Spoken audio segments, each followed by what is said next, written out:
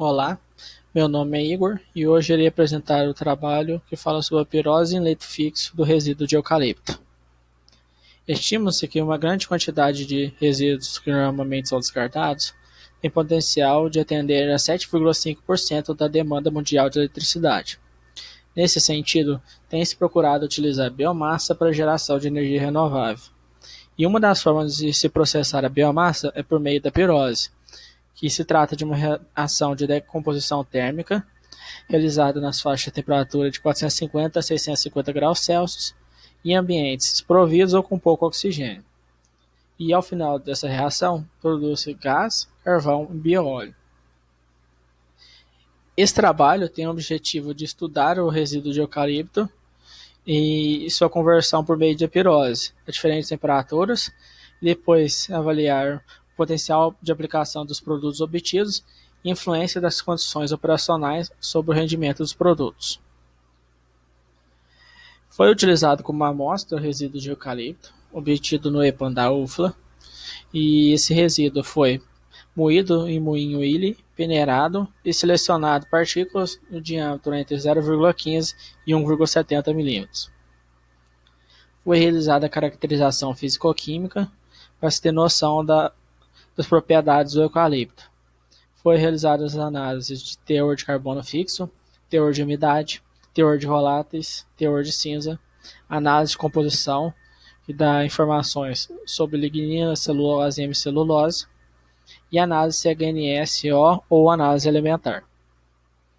Em seguida, foi realizada a análise termogravimétrica, a qual dá importantes informações sobre a cinética da reação. E por fim, foram realizados testes na planta, para se verificar o potencial do eucalipto para reações de pirose. Foi utilizada taxa de aquecimento de 40 graus Celsius por minuto e temperaturas de reator de 400, 500 e 600 graus Celsius, mantidos por 30 minutos após essas temperaturas serem atingidas. A figura 1 traz a planta de pirólise utilizada nesse trabalho. O resíduo de eucalipto no reator é decomposto com aquecimento, e esse material decomposto gera uma parte volátil. A parte volátil cai no sistema de condensação, que opera junto com o sistema de refrigeração. O condensado cai no quitaçato em banho de gelo, e o que ainda não condensou segue mais 2 quitaçatos em banho de gelo, e por fim o que ainda não condensou passa por um quitaçato em algodão para se proteger a bomba. Ao final, consegue se coletar o bioóleo, tem-se a fração de gás que não condensou, que vai sair no final do processo, e tem o carvão que pode ser coletado no reator após a reação.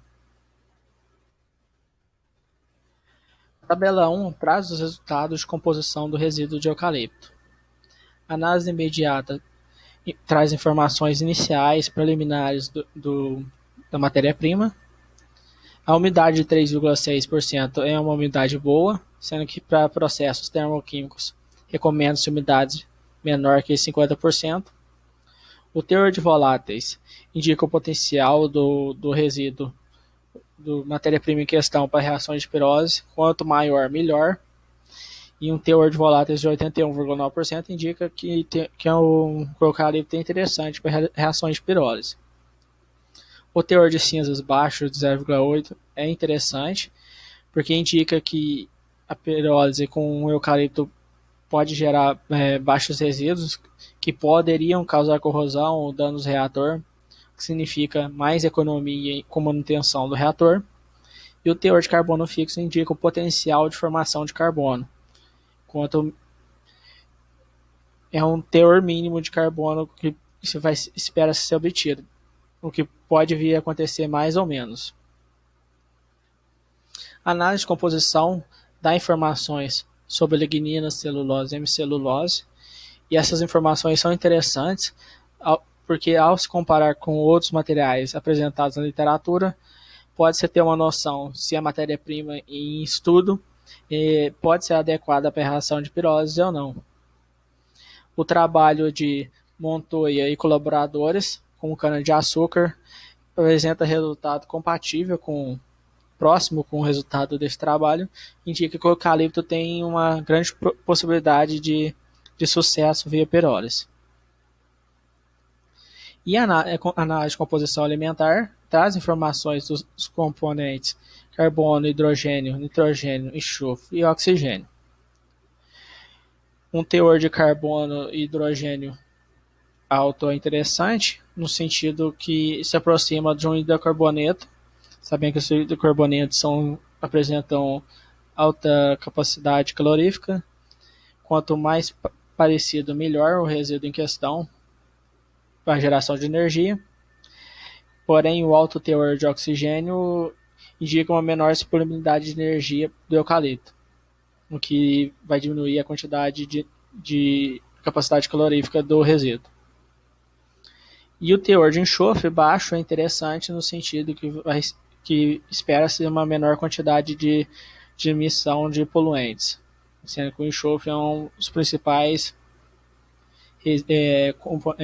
elementos componentes que pode gerar danos ambientais.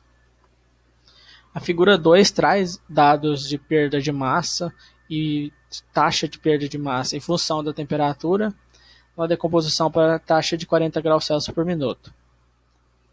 Esse gráfico, essa figura, é gerada a partir da análise termogravimétrica e traz informação sobre a degradação dos componentes da biomassa. Antes de 100 graus Celsius, a partir da linha azul, tem-se um pico de degradação associado à perda de umidade. Em seguida, em 330 graus Celsius, tem outro pico associado à degradação de hemicelulose. Em torno de 400 graus Celsius, tem outro pico associado à perda de celulose. A linha vermelha, que é a perda de massa, apresenta a maior queda nesse momento que tem os dois últimos picos, os picos de hemicelulose e celulose. A celulose, após degradada, gera como os principais produtos bioóleo, no caso levoglucosan e uma parte de carvão. A hemicelulose traz como principais produtos ácido acético e furfural, e a lignina, após degradada, gera fenóis e aromáticos presentes no bioóleo e carvão. Outro ponto é a questão que a lignina não consegue se observar o pico de degradação, porém ela está sendo degradada junto com os outros componentes da biomassa. Tabela 2 traz informações da energia de ativação após a aplicação dos modelos isoconvencionais. E esses modelos isoconvencionais são aplicados a partir de informações da análise termogravimétrica, que foi realizado no início do trabalho. Os dados de energia de ativação apresentam resultados entre 120 e 181 kJ por mol. Esse resultado é compatível com a literatura, o que indica que a biomassa em estudo pode apresentar um bom resultado e pode ser utilizado como substituto de algum outro combustível fóssil. No caso, quando é utilizado como combustível. A tabela 3, por fim, traz informações de rendimento e pirólise após testes na planta. Na menor temperatura, tem-se um maior rendimento de carvão em relação aos outros componentes. E se atinge um teor de 42,90%. Conforme se aumenta, tem um maior rendimento de bioóleo, se atingindo a 500 graus Celsius um maior rendimento, com valor de 50,30%. E ainda, conforme se aumenta mais a temperatura, parte do bioóleo é degradado e tem-se a formação de maior fração de gás, o que é observado na temperatura de 600 graus Celsius. Conclui-se a partir desse trabalho que a biomassa é interessante para a reação de pirólise, pois tem baixo teor de umidade, boa razão HC e baixo teor de enxofre. A biomassa de eucalipto possui pico de degradação de hemicelulose e celulose em 330 e 400 graus Celsius, respectivamente, e o melhor rendimento de bióleo foi observado a 500 graus Celsius, se obtendo 50,30%.